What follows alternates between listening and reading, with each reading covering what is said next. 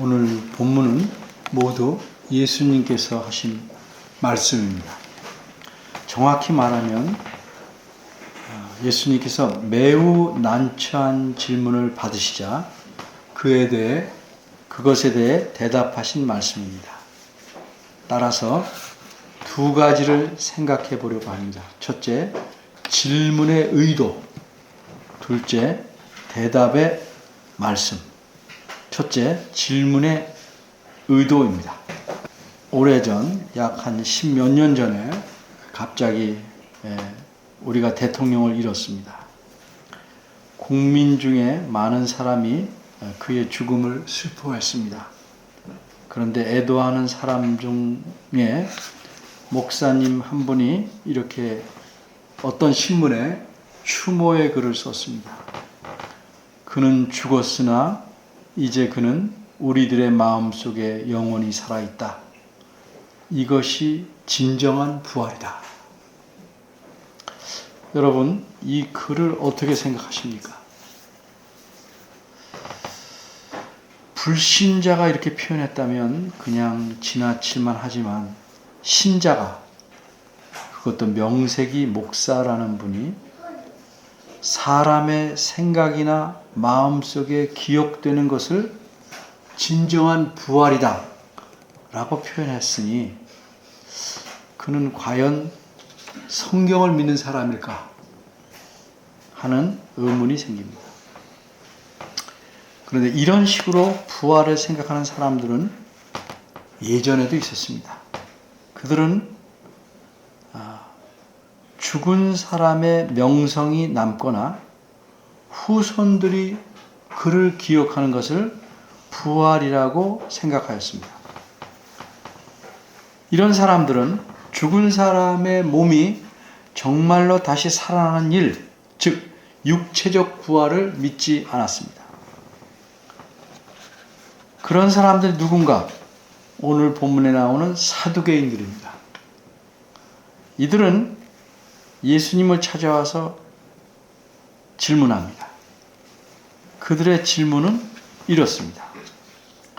7 형제가 있는 집안에 맏형이 결혼하였습니다. 그런데도 불행히도 맏형은 자식이 없이 죽고 맙니다. 그래서 과부가 된 형수는 둘째와 결혼합니다. 그리고 둘째 또 자식이 없이 죽고 맙니다. 그래서 형수는 다시 셋째와 결혼합니다. 그도 역시 자식이 없이 죽고 맙니다. 결국 형수는 7 형제와 다 결혼하였고 마침내 이 여자도 죽고 말았습니다. 이런 경우에 형제들 모두가 부활하여 살아나면 이 여인은 누구의 아내가 되겠습니까? 이것이 사두개인들의 질문이었습니다. 형이 죽자 형수가 시동생과 결혼한다는 것, 우리로서는 이해할 수 없는 이상한 관습입니다. 그러나 우리나라의 관습에도 다른 나라 사람들이 보기에는 이해하기 힘든 관습들이 있습니다. 물론 지금은 좀 덜하지만 그런 관습 중 하나가 뭔지 압니까? 결혼하면 며느리가 시부모와 함께 사는 시집살이를 해야 한다는 겁니다. 그리고 이런 시집살이를 당연한 것으로 여기는 사람들조차도 자기 아들이 결혼해서 처가살이하면 부끄럽게 여깁니다. 이런 것들은 외국인으로서는 이해하기 정말 힘든 관습입니다.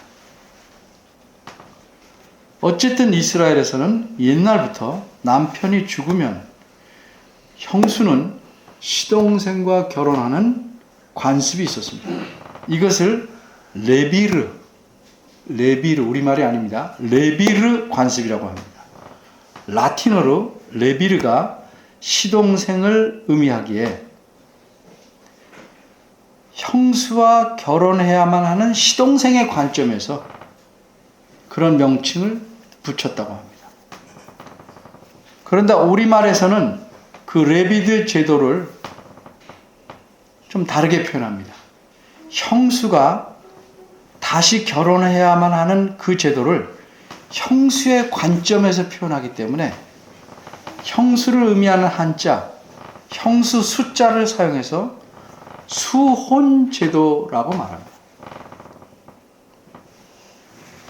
어쨌든 사두개인들이 이렇게 예수님에게 이상한, 우리가 보기에는 정말 어이없는 질문을 한 것은 실제로 유대인들 가운데 그런 일이 일어났기 때문이 아니었습니다. 그들은 예수님을 난처하게 만들려고, 즉 대답하기 어려운 질문으로 당황하고 곤란하게 만들려고 그런 이야기를 복잡하게 꾸며서 형제를 7이나 만들어가지고 이야기로 질문하였습니다. 사두개인들은 오늘 본문 앞부분에 있는 17절에서 말씀한 대로 부활이 없다 하는 사람들입니다. 즉 부활을 믿지 않는 사람들입니다. 그런데 이들은 이런 이상한 질문을 통해서 만일 부활이 있다면 7 형제와 한 여인의 삶이 다 번갈아가서 살아가는 그 삶이 얼마나 이상하지 않겠느냐. 그러니 부활이 있을 수 없으며 있어서도 안 된다라는 자기네들 입장을 드러내려고 그런 것입니다.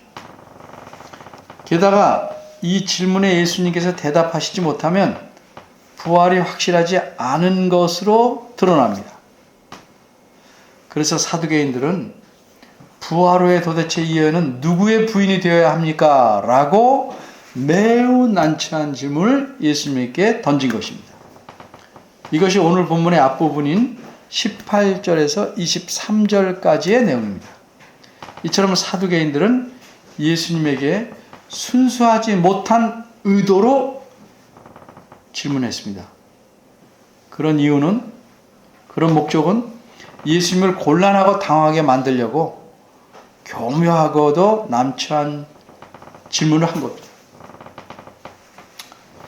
사두개인이란 사두개파라는 그 분파에 속한 사람들입니다.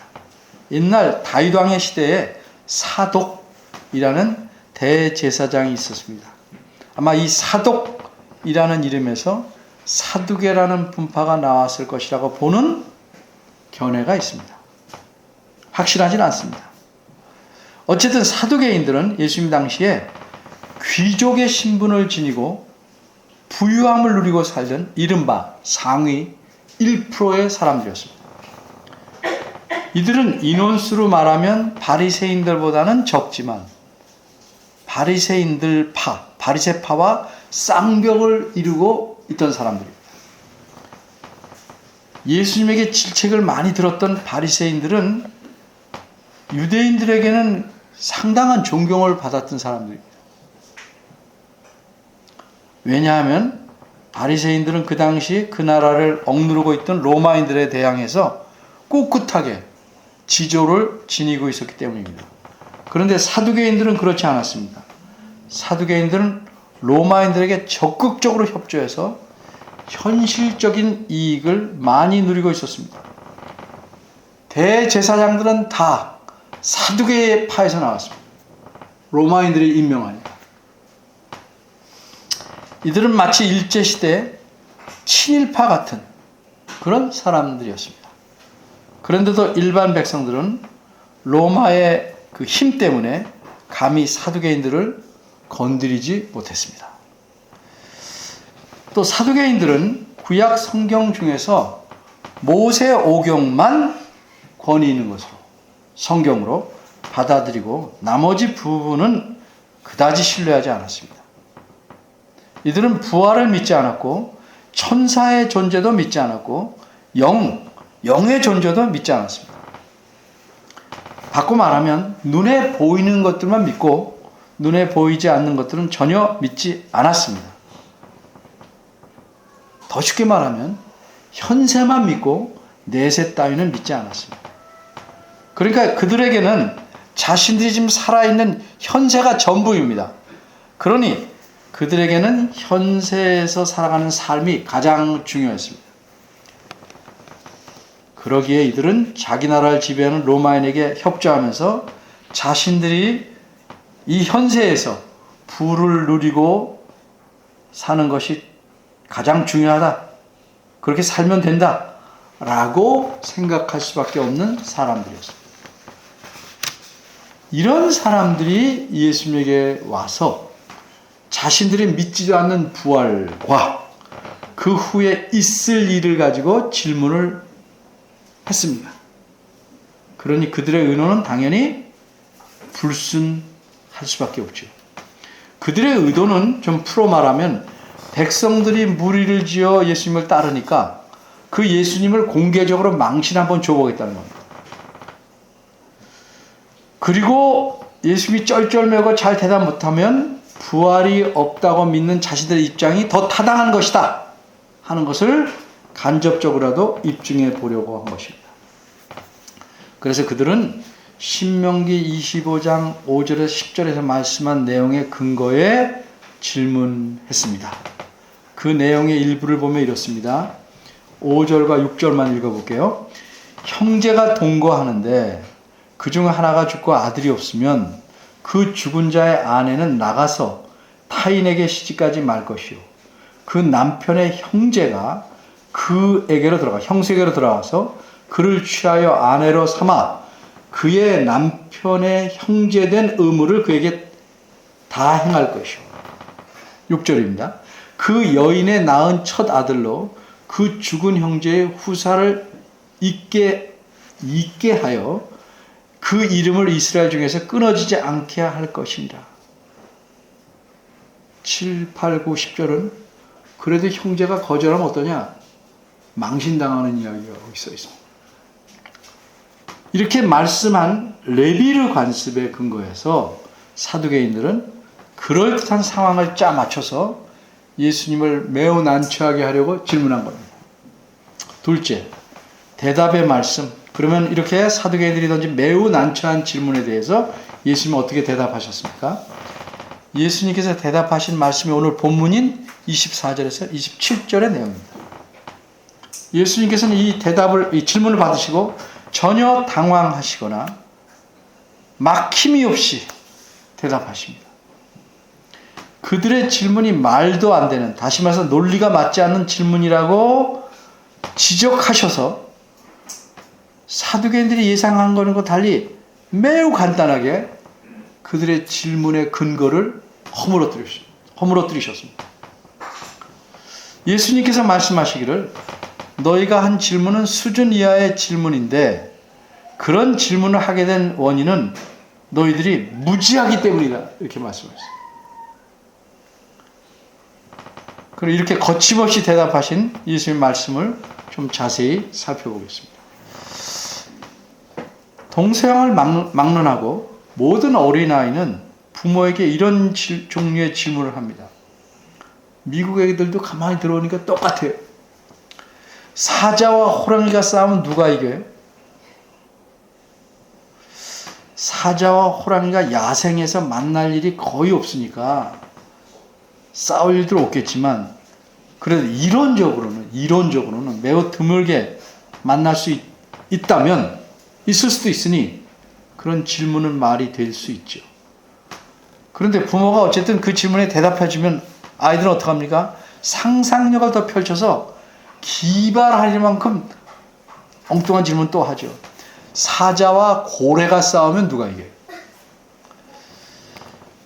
묻는 아이는 모르겠지만 듣는 부모는 황당하기 짝이 없어요. 근데 이런 아이가 이렇게 질문한 이 원인이 뭡니까? 아이가 사자와 고래는 알지만 그들이 어떻게 살아야 하는지, 어디서 사는 건지, 습성이 어떤지에 대해서는 무지하기 때문입니다. 진짜 무지합니다. 이처럼 사두개인의 질문은 예수님을 난처하게 만들기는커녕 어이없게 만들었습니다. 그래도 예수님께서는 마치 부모가 황당한 질문을 듣고도 아이에게 대답해 주듯이 그들에게 차근차근히 대답하십니다. 예수님께서 말씀하신 대답의 핵심은 24절입니다. 24절에서 예수님께서는 사두개인들이 그런 황당한 질문을 만든 원인이 무엇인가? 한마디로 그것은 무지다! 이렇게 말씀하십니다. 그들은 두 가지에 대해서 무지했습니다. 두 가지를 몰랐습니다. 그들은 성경을 몰랐고 하나님의 능력을 몰랐습니다. 여기서 성경을 모른다는 것은 무슨 뜻입니까? 성경에서 가르치는 내용을 모른다는 겁니다. 다시 말해서 성경이 글로 써서 그 글이 의미하는 바를 모른다는 뜻입니다. 아이들은 글은 줄줄 읽어도 어른만큼 내용을 파악하지 못합니다. 그런 아이처럼 사두개인들은 성경 말씀을 읽어도 그 말씀이 의미하는 바를 제대로 알지 못했습니다. 성경에서 말씀하는 부활의 의미를 제대로 안다면 이렇게 질문하겠습니까? 또 성경에서 말씀하는 부활의 의미를 안다면 앞에서 제가 말씀드린 그 목사가 신문에 그렇게 글을 쓸 수가 있겠습니까? 부활뿐만 아닙니다. 성경에서 말씀하는 구원의 의미를 제대로 안다면 명색이 기독교인인 사람이 다른 종교에도 똑같은 구원이 있다고 생각하거나 주장할 수 있겠습니까? 한 가지 더 말할게요. 성경에서 말씀하는 섭리를 안다면 우리가 그렇게 걱정, 근심에 끓탕하겠습니까? 성경에서 말씀하는 부활 이후의 삶에 대해서 알았다면 사두개인들은 그렇게 질문할 수 없었을 것입니다. 그래서 예수님께서는 그들이 전혀 알지 못하는 부활 이후의 삶에 대해서 한 부분 가르쳐 주십니다. 그 내용이 25절입니다. 부활한 이후의 삶은 이 세상에서 사는 삶과는 전혀 다릅니다. 그런데 사두개인들은 이 세상의 삶과 같은 방식으로 부활 이후의 삶도 계속될 것이라고 오해했습니다. 우리도 종종 그렇죠? 영원히 산다는 게 지루하지 않을까? 왜 그렇게 생각하죠? 여기 사는 식으로 생각하니까. 이 세상에서는 사람들이 장가가고 시집갑니다. 결혼하여 자녀를 낳고 삶을 이어가는 것이 이 세상에서 살아가는 일반적인 방식입니다. 왜 이렇게 살아갑니까? 하나님께서 세상을 지으실 때 남녀를 지으시고 생육하고 번성하라고 하신 말씀대로 살아가는 방법이기 때문에 그럽니다. 그런데 부활 후에는 이 땅에서 이곳에서 사는 것과는 전혀 다른 삶을 살게 됩니다. 그 삶은 한마디로 어떤 삶이냐? 천사들과 같은 삶입니다. 누가복음 20장 36절에 보면 그 삶을 뭐라고 표현하냐면 다시 죽을 수도 없는 삶 이렇게 말합니다. 죽고 싶어도 못 죽어 힘들지 않을까? 그런 뜻이 아니에요. 죽고 싶어 하겠어요? 그 좋은 것에서? 다시 죽을 수도 없는 삶. 왜 그렇습니까? 부활하였기 때문입니다. 부활하면 부활의 속성상 사람은 다시 죽을 수 없어요. 부활하면 사람은 영원히 사는 겁니다. 단언코 지루하지 않습니다. 어떻게 지루하지 않을 수 있을까? 그건 저도 몰라요. 그럼 예수 믿지 않은 사람은 물론 그들도 부활합니다. 그들도 영원히 삽니다. 부활해서. 단 장소가 다릅니다. 지옥에서 삽니다. 하나님의 백성은 부활해서 하나님과 함께 천국에서 영원히 삽니다. 그러기에 예수님께서 부활한 사람이 천사와 같다고 말씀한 것은 천사처럼 날개를 달고 실제 날개가 있지는 않지만 그렇게 그림이 되어 있으니까 날개를 달고 여기저기 돌아다니고 귀여운 모습을 갖고 날아다니면서 나팔을 부기 때문에 천사와 같다고 말씀한 게 아니고 죽을 수 없다는, 죽지 않는다는 측면에서 천사와 같다고 말씀하신 겁니다. 따라서 부활 이후의 삶은 이 땅에서처럼 죽는 것이 아니기 때문에 죽지 않으니까 자식을 통해서 자기 계열을 이어가고 생육하고 번성할 필요가 없습니다.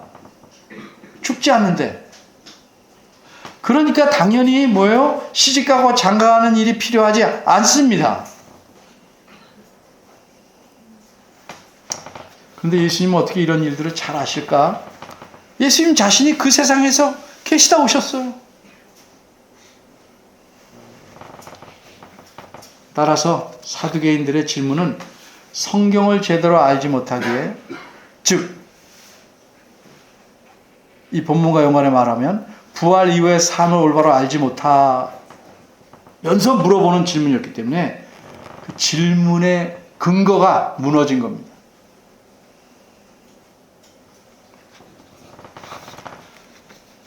또한 사두개인들은 예수님의 지적대로 하나님의 능력도 제대로 알지 못했습니다. 바꿔 말하면 그들은 하나님을 제대로 알지 못했습니다.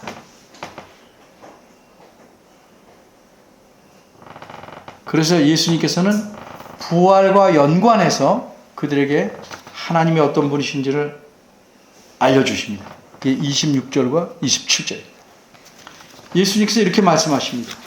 너희들이 모세의 말을 근거로 삼아서 말하면서 부활이 없다고 하는데, 너희가 모세의 글을 제대로 읽어보면 매우 분명하게 부활이 있다고 말씀한다. 부활이 있음이 드러난다. 너희들은 모세의 글을 읽으면서 그 의미를 제대로 알지 못하기 때문에 하나님이 어떤 분이신지를 모를 수밖에 없다. 따라서 이제 내가 하는 말을 잘 들어보아라. 이런 식으로 말씀합니다. 그런데 예수님께서는 사두개인들이 가장 권위 있는 말씀으로 받아들인 게 뭐죠? 모세오경만이에요. 그러니까 모세가 쓴 글만을 예로 들어서 말씀하십니다. 이렇게 말씀하십니다. 가시나무 떨기에 관한 글에서 하나님께서 모세에게 이르시되, 이렇게 말씀합니다. 그리고는 우리 성경에 출애굽기 3장 6절을 인용하십니다. 근데 왜 출애굽기 3장 6절을 안 그러시고 가시나무 떨기에 관한 글이라고 표현하셨을까? 그 이유는 예수님 당시에는 오늘날 우리가 가진 성경에서처럼 이 구약 성경에 몇 장, 몇 절 이게 없었어요. 창세기, 출애굽기 이런 이름도 없었어요. 성경 전체에 장, 절을 다 표시하게 된 것은 지금부터 약 500년도 채 되지 않습니다. 그러니까 예수님께서 말씀하실 때는 모세가 가시나무 떨기에 관한 글을 썼을 때라고 하시거나, 또는 아브라함이 하나님과 언약을 맺는 장면에서 이런 식으로 말씀하실 수밖에 없어요. 그래야 듣는 사람들이 어떤 내용을 말씀하는지를 알 수 있기 때문입니다. 모세는 자신이 겪은 일을 우리 성경대로 말하면 출애굽기 3장에 기록해 놓았습니다. 하나님께서 모세에게 나타나셔서 이렇게 말씀합니다. 나는 아브라함의 하나님이고 이삭의 하나님이고 야곱의 하나님이다. 그래서 하나님께서 어디에 나타나셨습니까? 가시나무 떨기 가운데서 나타나셨습니다. 근데 하나님께서 나는 아브라함, 이삭, 야곱의 하나님이다. 이렇게 말씀하신 것은 단순히 자기가 누구의 하나님이신지 소개하고자 한 것이 아닙니다. 학생이 막 거칠게 나오면 교수가 이렇게 말할 수 있죠. 내가 누구냐? 그 말은 뭐예요? 너 학생이 교수한테 그럴 수 있냐? 이런 말이겠죠. 하나님께서 누구누구의 하나님이라고 말씀하신 것은 단순히 자기를 소개하는 게 아니고, 나는 아브라함과 이삭과 야곱과 영원한 언약을 맺고 그들에게 약속한 대로 나는 그들의 하나님이다 하는 뜻입니다. 그리고 이어서 하나님께서 모세에게 이렇게 명령하십니다. 그러므로 내가 그들의 후손인 이스라엘 백성의 고통을 받는 데서 건져낼 테니 너는 가라. 따라서 하나님께서 자신을 아브라함과 이삭과 야곱의 하나님이라고 하신 것은 그들과 맺은 영원한 언약대로 지금도 여전히 그들의 하나님이시라는 뜻입니다. 이런 사실을 예수님께서 지금 사두개인들에게 지적하고 계신 겁니다. 여기서 잘 들으셔야 됩니다. 예수님께서 말씀하신 내용의 초점을 다시 정리합니다. 아브라함과 이삭과 야곱은 모세 시대에도 이미 죽어서 몇백 년 전에 죽어서 가나안 땅에 묻혔습니다. 그러기에 하나님께서 모세에게 내가 옛날에 아브라함의 하나님이었고, 과거예요. 이삭의 하나님이었고, 야곱의 하나님이었으므로 그들은 비록 죽었어도 내가 하나님이니까 그들에게 하는 약속을 성실히 지키려고 그들의 후손을 건져내려고 한다 라는 의미로 말씀하는 것이 아닙니다. 옛날에 하나님께서는 그들과 언약을 맺을 때 뭐라고 말씀하셨냐면 영원한 언약을 삼겠다. 창세기 10장 3절입니다. 영원한 언약을 세우겠다. 이런 뜻이에요. 삼겠다 하셨는데, 그렇게 영원한 언약을 하신 것은 그들이 한 100여 년쯤 살고 죽을 거지만 그저 표현상 영원한이라고 말씀하신 것이 아닙니다. 정말로 하나님은 그들이 영원히 살 것을 전제로 하시고 언약을 맺으셨다는 뜻입니다. 빈말이 아니에요. 듣기 좋은 말이 아니에요. 그런데 사람이 어떻게 영원히 사는 일이 가능하겠습니까? 그게 하나님의 능력입니다. 이 하나님의 능력을 사도행전들은 모르는 거예요. 그래서 하나님께서는 영원한 언약을 맺으셨으니까 그들이 죽은 후에 그들을 살리셔서 영원히 살아있게 하셨고, 그래서 모세에게 말씀할 때도 물론이고 예수님이 말씀하실 때도 여전히 그들의 하나님으로서 그들과 관계를 맺고 계시는 겁니다. 이것이 하나님께서 그들과 언약을 맺으실 때 영원한 언약을 삼겠다고 말씀하신 하나님의 의도입니다. 다시 말해서 하나님께서 아브라함과 이삭과 야곱 이들과 언약을 맺어서 내가 너희의 하나님이 되겠다라고 하실 때 평생 혹은 이 땅에서 사는 동안만 너희의 하나님이 되겠다고 하시지 않았고 영원히 너희 하나님이 되겠다고 말씀하셨어요. 과장이 아닙니다. 이 말씀은 그들이 땅에 사서 살아있는 동안이나 죽은 후에도 역시 그들의 하나님 되겠다는 거예요. 어떻게 돼요? 그들을 다시 살려내서 여전히 그들과 관계를 유지하시겠다는 뜻입니다. 물론 그들의 후손도 포함합니다. 그러니까 하나님께서 성경에 보면 누구누구에게 영원한 하나님 되겠다는 말씀은 이 세상에서 사는 동안만을 말하는 것이 아니고 죽을지라도 죽은 후에도 그들을 다시 살려서 영원히 그들의 하나님으로서 관계를 지속시키겠다는 의미라는 것입니다. 이 사실을 예수님께서 여기서 말씀하는 거예요. 이게 구약 성경에서 말씀하는 영원한 언약이라는 의미입니다. 그러니까 영원한 언약이라는 말 안에는 다시 살리심이 포함되어 있는 말씀입니다.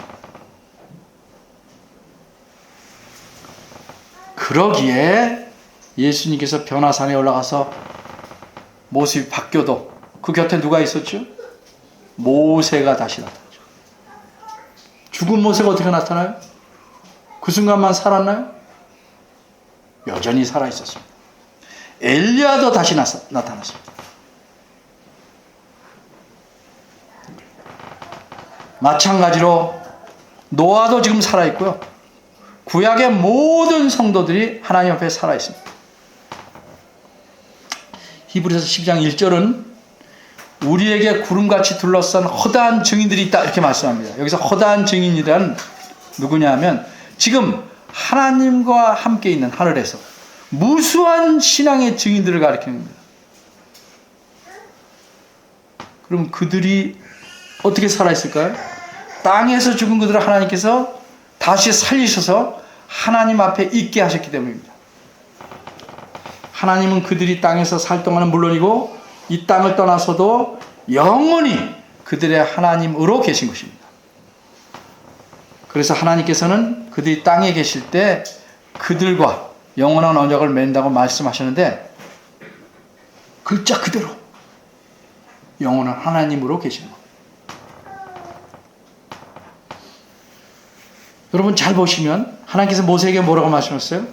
나는 아브라함과 이삭과 야곱의 하나님이었다 라고 말씀하지 않아요.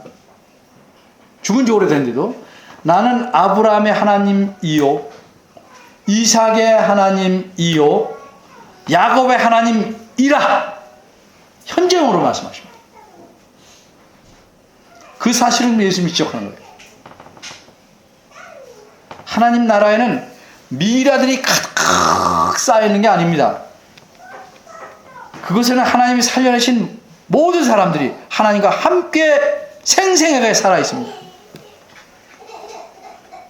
하나님은 자기가 땅에서 언약을 맺었던 자기 백성들을 그리워서 죽었지만 옆에 데려놓고 사는 게 아닙니다. 죽은 자들을 데리고 사시는 게 아니에요. 하나님은 혼자만 살아계신 것이 아니에요. 하나님은 죽은 자들을 다 살리셔서 그들과 함께 그들의 하나님으로서 영원히 계시는 겁니다. 이것이 바로 산 자의 하나님이다 하는 뜻입니다. 살아있는 자들의 하나님이다 하는 뜻이에요. 그러나 사두개인들은 이러한 하나님과 이런 하나님의 능력을 모르기에 정말 어이없는 질문을 하게 된 것입니다. 오늘 사건은 사두개인들이 무지에 근거한 이상한 질문을 예수님에게 가져와서 일어났지만 예수님께서는 이 일을 통해서 중요한 사실들을 성경을 읽는 사람들에게 또 우리들에게 가르쳐 주십니다. 첫째로 사람의 삶이란 이 땅에서 죽음으로 모두 끝나는 것이 아니다는 거예요. 부활해서 하늘에서 새로운 삶을 산다는 사실입니다. 첫 번째 사실. 두 번째는 죽은 사람을 부활하게 하시는 분은 하나님이시라는 사실입니다. 특별히 하나님께서는 자기 백성을 살리셔서 영원히 그냥 살아만 놔두는 게 아니고 그들의 하나님으로 계신다는 사실입니다. 땅에서는 물론 하늘에서도 우리의 하나님으로 계신다는 거죠. 셋째로 사람이 성경 말씀과 하나님을 바로 알지 못하면 누구든지 사두개인처럼 생각하고 살아갈 수 있다는 사실입니다. 그들처럼 엉뚱한 질문을 하는 정도가 아니고 엉뚱한 염려도 하고 필요 없는 근심도 하고 현세만 신경 쓰고 사두개인처럼 살아갑니다. 교회를 열심히 다니고 오랫동안 다닌다고 할지라도 성경을 보고 하나님을 모르면 그 사람은 어떻게 됩니까? 여러분 스스로 겪어보고 주변에서 봐서 알죠? 이 땅에 있는 것, 눈에 보이는 것에만 목숨을 걸고 살아갈 수밖에 없어요. 언제 드러납니까? 위기 때, 어려울 때, 힘들 때 드러납니다. 무엇을 의지하는지.